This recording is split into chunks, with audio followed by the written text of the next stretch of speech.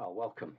It seems to be a long time, um, but I suppose we're all really busy, and just because I would perhaps be on every week wouldn't mean that what I had to say was any more interesting than just being on, more infrequently. First of all, thank you to everyone for joining Connecting Consciousness. We're just about on the 100,000 mark, I think, and people leave and people join. But it looks like we're just about on the 100,000 mark. So I'm very, impressed with that. It's a great result. Thank you to all the coordinators for managing that. So let's talk a little bit about, first of all, the QFS. I know everybody likes the Intel, but I learned that if I give the Intel out, everyone just switches off afterwards. So I want to talk about the connected consciousness, and I want to talk about the QFS. Lots and lots of people, questioning whether the QFS is real, medbed's real, a whole host of things. It's really mainly about the QFS, and we get the odd character from time to time who decides to try and have a go at me or some other truth speaker. It's just part of the course, really. But I think it's a good point about the QFS, because we live in a world that we're taught good things don't happen to ordinary people, generally speaking. We're taught that it's only the elite, the rich, the famous, who, somehow seem to get everything great.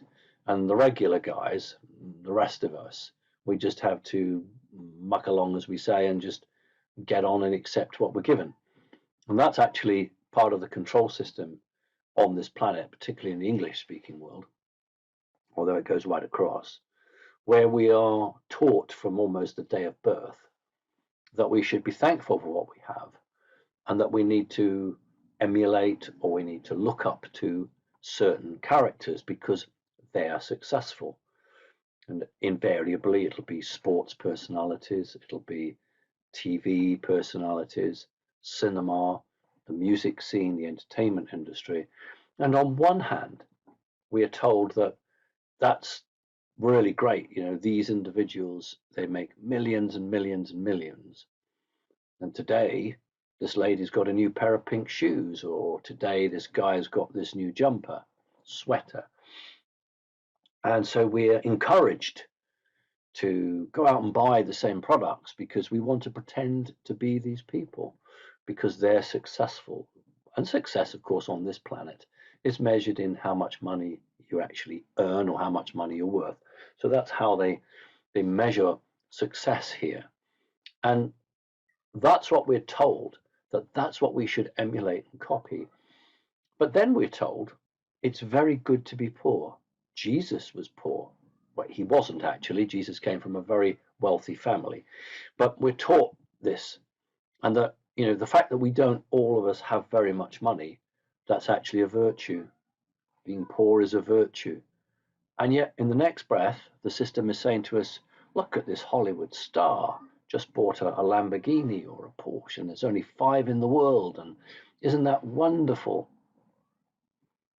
And how do the two, it's the same machine in terms of pumping out all of this propaganda that on one hand tells us we're very lucky to have very little because we could be African and have nothing, and be proud that you're poor because it's a very noble state to be, and don't ask for too much, don't expect too much, don't have big dreams, don't imagine, because you're not going to have that, so why bother? But then in the next breath, let's look at this football player making goodness knows how much money. Isn't that great? So we come from a world like that. So when we talk about the true QFS and what it's about, no wonder most people can't get a handle on it, because good things don't happen to the likes of us.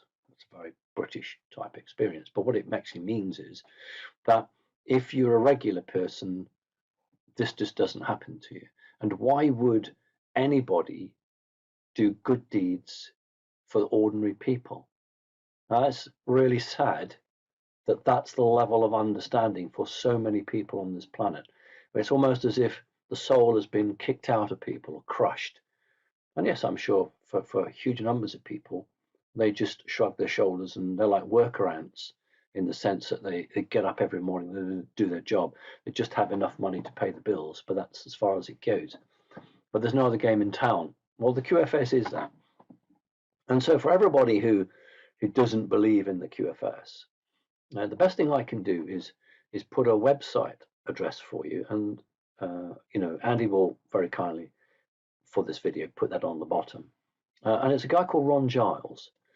Now, I got involved with the QFS in 2015 when a Chinese elder Skyped me and started to discuss what the QFS was, and said that they'd been looking at, my early day work with connecting consciousness and how they liked it because it was spiritual and it was something that the spiritual element of the QFS would be interested in supporting, etc., etc. That was 2015.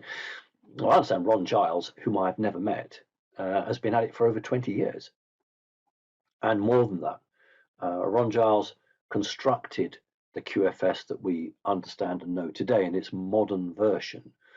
So who better really to tell you about the QFS than a guy with 20 plus years in it, and who played a key role in the development or the construction of that QFS that I know as the working model today.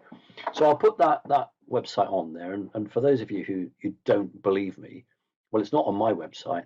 It is on Ron Giles' website, and you can engage with him. And if you don't believe me, why on earth are you watching me? I always wonder that. I get people saying, oh, you're talking rubbish. Well, why are you watching me? If you think what I'm saying is rubbish, why are you wasting your time? Go and listen to real rubbish, real trash, and you can believe that as your own reality, and that's fine. So Ron Giles is a good guy. He's a guy vetted by the QFS and incredibly knowledgeable. As I say, I've never met him face to face, but I know when I've spoken to the management team of the QFS, his name comes up, and they say how grateful they were to all the work that he did. So please check that site out and have a look at that. And that explains in really incredibly good detail what the QFS is, how it came about, and how it's to work. And so really and truly, you shouldn't have too many questions after you've read that. And that, I hope, will go a long way for people to understand it. Even if you accept there is a QFS, but you don't really know the ins and outs of it, this is a really good thing. So that, I hope, will be helpful. There are a number of, we call them Intel blogs or boards that are out there that give some interesting stuff on the QFS. I'm always being misquoted. I suppose it's an occupational hazard, really. But I did want to just pick up on one thing. There's a very regular site which everybody in the industry, if I can call it that, reads, and it's quite good, but unfortunately it misquoted me, and 9 times out of 10 I'll just shake my head. But this one I thought was a little bit important. It's the Restored Republic, a GCR, and it's the Dina Chronicles. And my name is linked in there, saying that the new rate for the Dina to the dollar was about $11.75 to the Dina. I didn't actually say that. I know what the contract rate is, and I know what the walkaway rate is, but I didn't actually specify that. So people really ought to, if you want to come and get a quote, it would be really good to come and get a quote. And the other thing is that there's another. I feature regularly in there, whether I know about it or not. And there's another section there where we had some 65 country coordinators, but unfortunately, in the Dina Chronicles, the Restored Republic by a GCR, it says that these are QFS coordinators. No, they're not. They are connecting consciousness coordinators. And a country coordinator, his or her role is to manage the local coordinators in their country to deliver the work to the members. Some countries have thousands and thousands of members now. Yes, we were discussing the QFS, and it's one of many topics that we will, as a group, discuss. But they're not QFS coordinators, and I just wanted to make that clear. That we are separate from the QFS. We are a spiritual organisation, and we support the QFS, but we've not got anybody paid for by the QFS. So I wanted to make that clear. And I'm always happy to, if somebody from the Dina Chronicles wants to get, some words from me, then it would be much nicer if you actually contacted me directly rather than somebody else passing it to someone else who passed it to someone else. And by the time it gets to you guys, it's not what we've said. And every time you publish something wrong like that, I'm going to come on here and actually put you right on it. So that might encourage you to say, okay, Simon, that's fine. What's your take on this? What's your take on that? Because the Dina Chronicles is probably one of the better, if not the best, boards out there. And I read it every morning. All right, so let's talk about some other things that are happening. First of all, with Connecting Consciousness, we've got a wonderful meetup. I can't go, unfortunately, because of the government's response to COVID in Southern Ireland, but there's a lovely meetup in the castle there, and we'll hopefully be doing a Skype so that at least I can talk to the members there. Wish you all well. Great that you've actually managed to get a location that will put you up before, I think, the meetings on the Saturday, and I think on the Monday all of the restrictions come in again. So well done, team in Ireland, for being able to book that. This was, of course, open to everyone in Ireland. We don't like the term north or south, but it's a political term.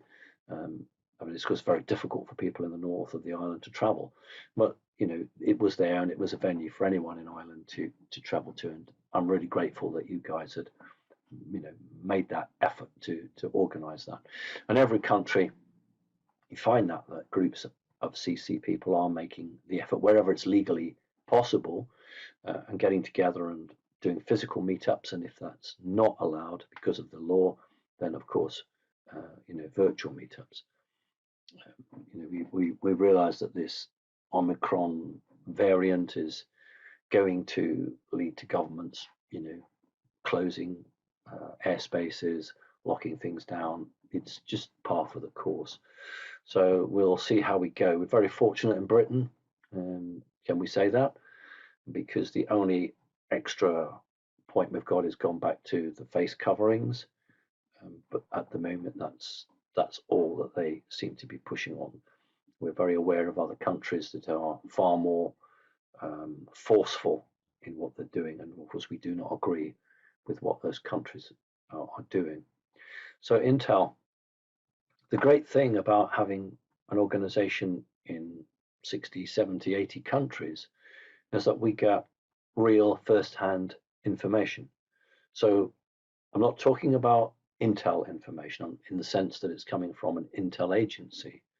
I'm talking about ordinary residents of countries across the world who with their own eyes see things or hear things, and then they just report it back to their coordinator and report it back. So we get, frankly, we get more truth than the BBC does.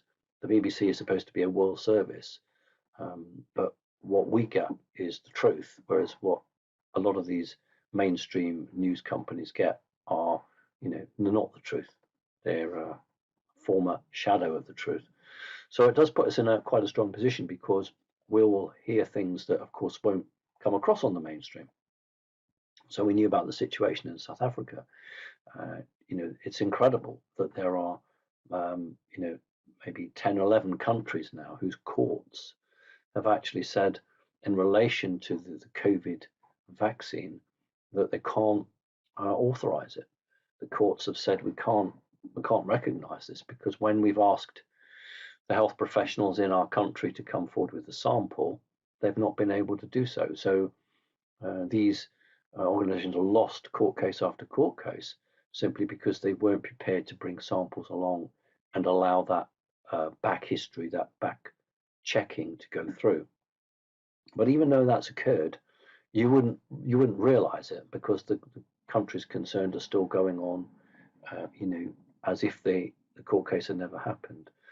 And that's really quite shocking, because, one of the bastions of democracy, and I'm using the word as we were taught in school, one of the bastions of democracy was the courts. The courts were supposed to be the final bulwark, the final barrier between a crazy government and this, that, and the other. And it was the one thing that was supposed to stand up to tyranny. But of course, if courts are composed of people who are coming from the same background as those people in the government, then why would a court wish to overturn what its friends are bringing in? So maybe we don't see the judiciary as a separate thing from the executive, i.e. the government. Maybe we see them as all as just one great big group there to look after themselves, as they've always done in the past. So I probably think that's the best way to look at it. So we get information through that isn't being passed from other agencies. And we know that there's a great deal of good work going on in South Africa. We know that there's some high level meetings as of a couple of days ago between elite family members and representative of the White Hats who were there to discuss a way forward, a way out of some of the situations. And this is just a snapshot of what's been taking place right across the board. Well, if there's a possibility of dialogue, then people will sit around the table and they will hold discussions. And so the old chestnut is, well, where's the proof of all this? Where's the proof? Now, I said a few days back, and I put a post out, that the White Hats were taking action against Austria and to a lesser extent Germany. And I was saying that, what we would call the Fourth Reich, or the Fourth Reich, the elements there which had infiltrated government quite strongly. And people were asking me, why is it Austria? Why not Germany? Well, Hitler was born in Austria. So there's the energetic hook. But of course, what happened was that after the Second World War, when Germany was divided up and was not given a true constitution, but it had all the media spotlight on it. And it wasn't really the place to set up secret organizations because there was so much journalistic activity. So Austria was perhaps the best bet from their perspective. So I put a post out and I spoke about that White Hats were taking action. So it was really nice to hear that the Chancellor of Austria has resigned, and the second one resigned, and then the finance minister has resigned, and we've now got, I understand, a new chancellor has been appointed for Austria. So here's exact evidence where I go on and I say this is happening. 3 or 4 days later, half of the government at the top level, hello Stormbjorn, steps down. But we all sort of talk about an emergency broadcast system, or we talk about mainstream media being shut off, this, that, and the other happening. But we should ask ourselves, how would that actually help the operations that are taking place? And it wouldn't. A thing like an EBS, mainstream media being switched off, or social media being switched off, that is purely theatre or pageantry for the general public, not for the audience, because you are awake and aware, but for the millions and millions and millions and millions of people who are not awake and aware. The sort of people that if you said to them, what do you know about the cabal? They would say to you, what's a cabal? Is it when you drink, or is it a sweet?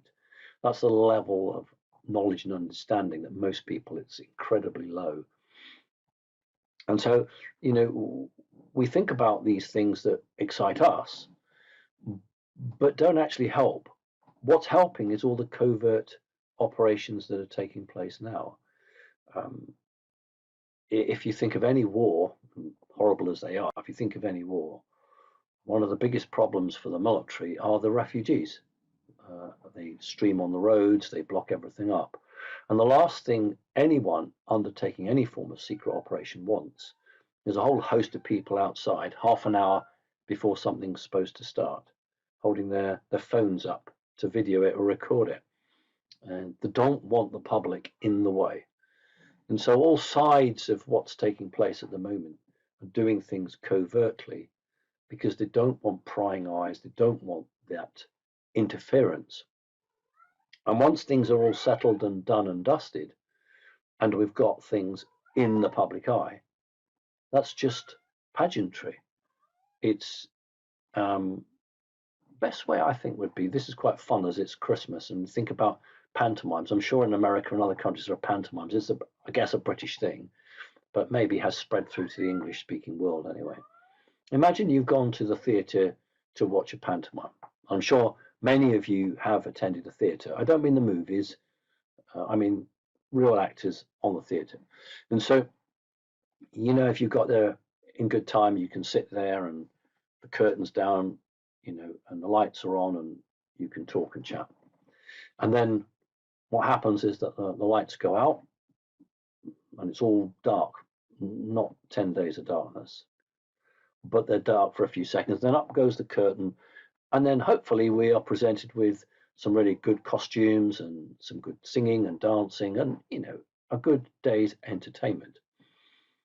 Well, imagine now that you got to the theatre and you were 10 minutes early and the curtain's down, and suddenly someone left the microphone on, and you can hear all the actors behind all having a go at each other.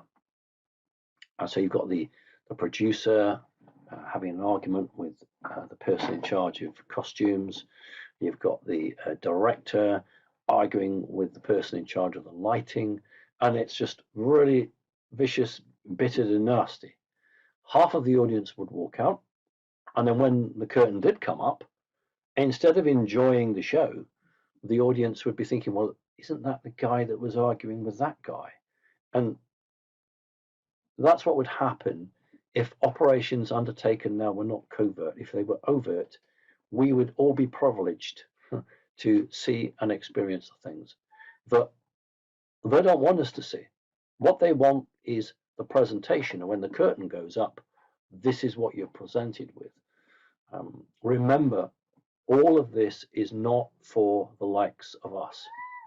It's for those people who are completely unaware, hello darling, completely unaware, and have no clue about what has been going on for the last 50, 60 years plus.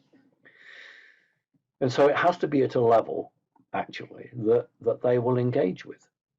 And it has to be using a language that somebody at entry level can grasp. So what are you doing? Come here.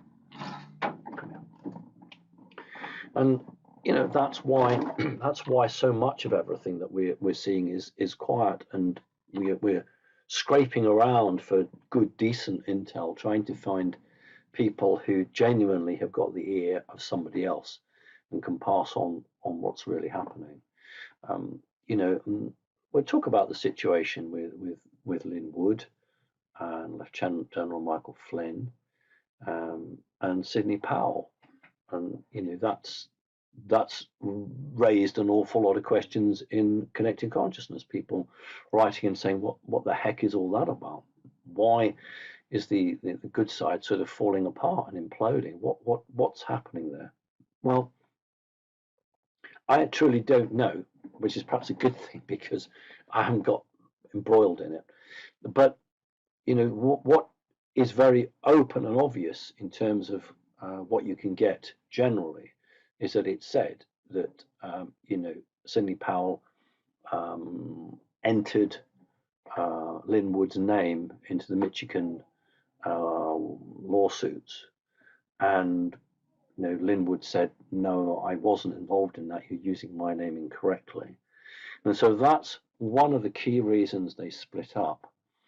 In terms of Lieutenant General Michael Flynn, he's a solid patriot. He's a solid patriot. There's no question about that. And there is a lot of truth in Nancy Pelosi spilling the beans. We got that from two very good independent sources, and she had given information which really nailed the California fiddle, that we call that the election steal in California. Now, intel people would say to me, oh, come on, Simon, we in the NSA knew exactly what was going on in real time. That's not my point. My point is not that Nancy Pelosi told you guys anything new. The difference is that if you wanted to go to the Supreme Court and you wanted to give evidence, it's very difficult to say, well, this is evidence from a spy agency, and we've got evidence on this, because the first question is, do you have the right to spy? You know, who gave you the right to do that? And all of this nonsense. But if a witness gives you that evidence, that's really is admissible evidence in court, because you would go to the court and you would say, this person has alleged this about malpractice at the election in California. Now, there are an awful lot of patriots, good men and women, who want this situation over with, like yesterday. And they can't understand why the shortest route isn't being taken. So the shortest route between 2 points is a straight line. So there are a lot of patriots who are saying, well, why aren't the good guys doing this, this, and this? Because it would bring all this to an end very quickly. And so there's a lot of arguments occurring between patriots who see the value in what is occurring at the moment in terms of the debate that the general public are having, and those patriots who are saying, no, I want this over with, and I expect you to do this, this, and this. Now, General Michael Flynn is, never mind about being retired, he's a serving flag officer. As far as I'm concerned, he's a very, very, very true patriot, and he will do what is right for America rather than what's a quick hit. And it might be really great and bring him a lot of kudos and attention, but might not be the best thing for America. So sometimes the longer process is actually the right process. And although for many of us, and I get terribly frustrated as well, I'm sure you do. I mean, Charlie Ward said that I get stressed. Well, if you had a friend like Charlie Ward, you get stressed too, because Charlie's a nightmare to manage. It's an absolute nightmare to manage. And we sometimes have to understand that these people who know more than we do are making decisions that are based on all of the information they receive, not just on the quick win situation. So in terms of the argument between Lin Wood and Lieutenant General Michael Flynn, I probably think it's much more in depth than is being understood. Remember that President Trump ultimately didn't pay the lawyer the wages, didn't do it.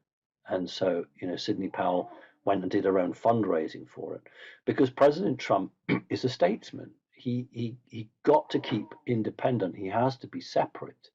He can't be drawn in. And so you've got, quite a big debate with patriots saying, look, are we going to fight the midterm elections next year? Are we going to fight the 24? Will President Trump come back, and will he do the 2024 election? And that's a really big debate and a big talking point. And so we're looking at this and thinking, well, yeah, but we want President Trump back like January or February or March. But the reality is that who knows what's going to happen, because it is events led. In other words, certain events occur, and then what the good guys have to do is to think, right, what do we do with that? How do we play that one out now? So it's very difficult to make plans, and it's very difficult to give dates and times, because one doesn't know what the other side's going to do, and you have to have that flexibility.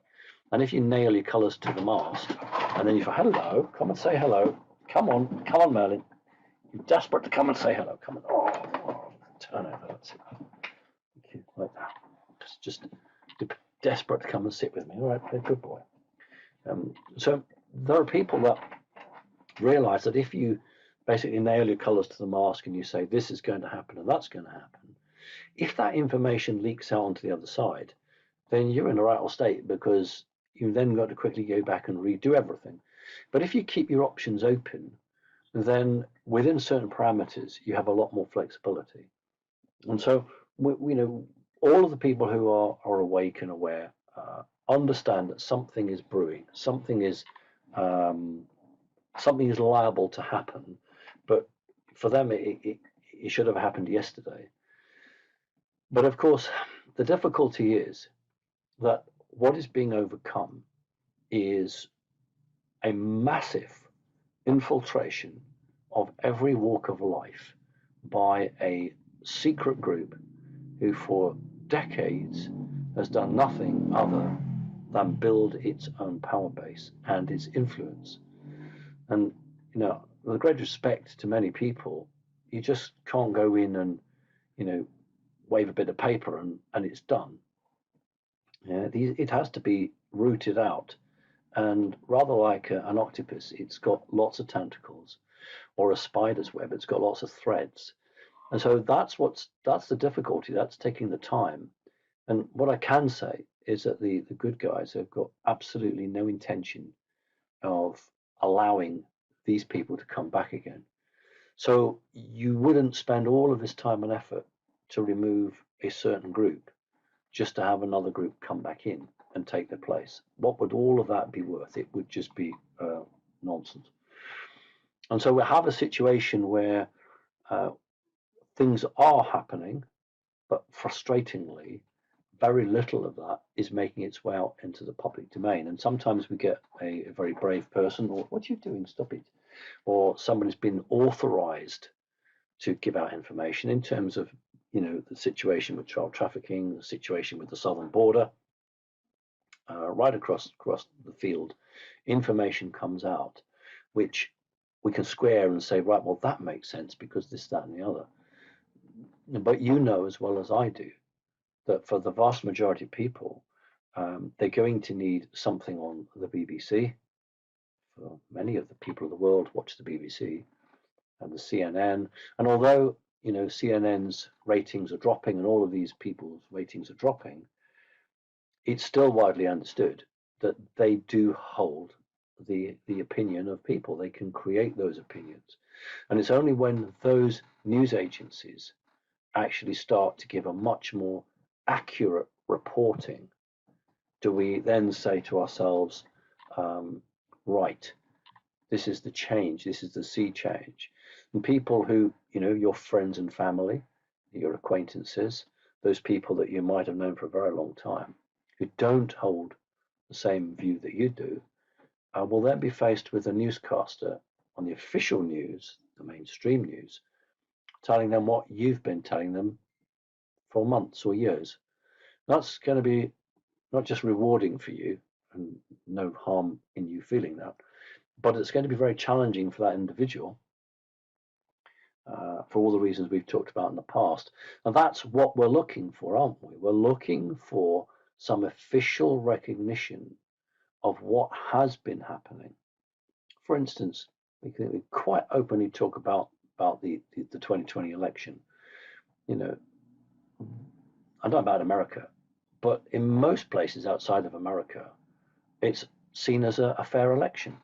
Now, that might be very shocking to many, many, many CC members across the planet, but that's the reality, that the 2020 election is seen as, by and large, a good election, reflective of the truth, and that President Biden is indeed duly elected by a very fair vote. And, to them, it just proves how disliked Donald Trump was.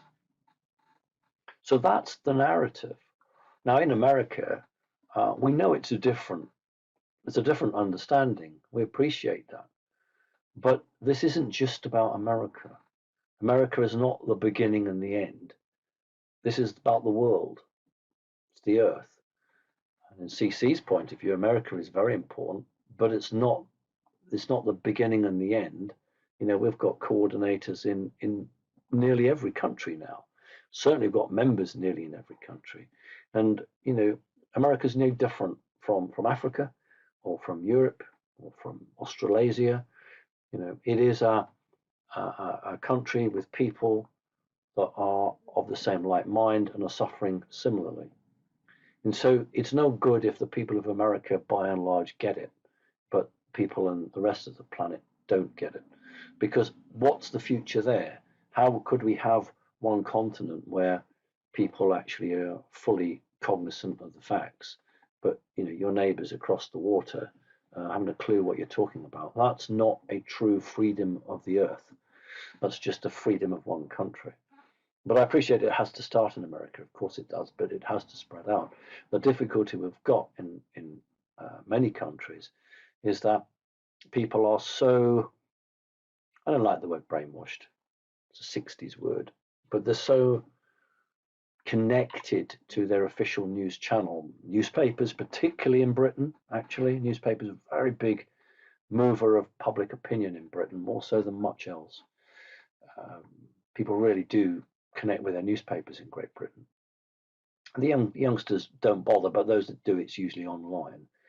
That source of information is a game changer. And so when we start to see things coming out about the election officially being covered, then there's hope. There's hope for the world. Look at the Ghislaine Maxwell court case. I obviously I speak to lots and lots of people, as I'm sure you do, and quite a few of them are not my members. Nobody's heard of her. They don't even know who she is. Now they know who Robert Maxwell was, because Robert Maxwell was that tycoon, that media tycoon. They know that much. That's about all they know. They know Robert Maxwell was a big media tycoon. They don't even know if he fell off a boat.